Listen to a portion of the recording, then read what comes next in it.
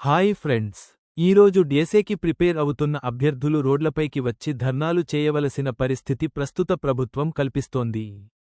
ఎంత దారుణమంటే ఒక జిల్లాకి ఒకే పేపర్లో పరీక్ష పెట్టండి అని చెప్పి వేడుకుంటున్నప్పటికీ కనీసం ఆంధ్రప్రదేశ్ పాఠశాల విద్యాశాఖ అధికారుల నుంచి గాని, ఆంధ్రప్రదేశ్ విద్యాశాఖ మంత్రి నారా లోకేష్ గారు గాని కనీసం రెస్పాన్స్ ఇవ్వటం లేదు. ఎందుకు డిఎస్సి అభ్యర్థుల్ని రెచ్చగొట్టే విధంగా సైలెంట్గా ఉన్నారు? ఒక జిల్లా ఒకే పేపర్లో పరీక్ష నిర్వహించాలని, డిఎస్సికి సంబంధించి ప్రిపరేషన్కి మరో 45 రోజు సమయాన్ని పొడిగించాలని అభ్యర్థులు కోరుతున్న ఈ అంశాలపై మాత్రం ప్రభుత్వం ఏమాత్రం రెస్పాండ్ కాని పరిస్థితి.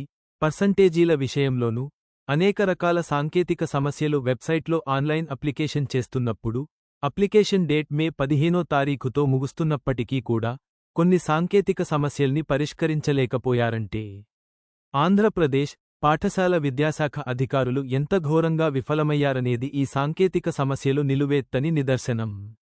డిఎస్సి నోటిఫికేషన్ నుంచి పరీక్షలకి మధ్య 90 రోజుల సమయం ఇచ్చి, ఒకే జిల్లా ఒకే పేపర్లో తెలంగాణ ప్రభుత్వం నిర్వహించిన మాదిరిగా సింపుల్గా మీరు కూడా డిఎస్సికి సంబంధించిన పరీక్షలు నిర్వహించినట్లయితే ఈ ప్రక్రియ కూడా సజావుగా సాగేది.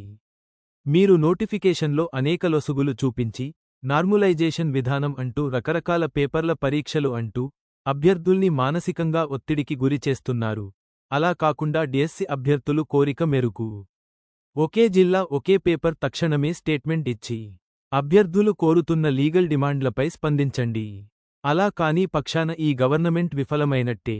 నెక్స్ట్ వీడియోలో కలుసుకుందాం.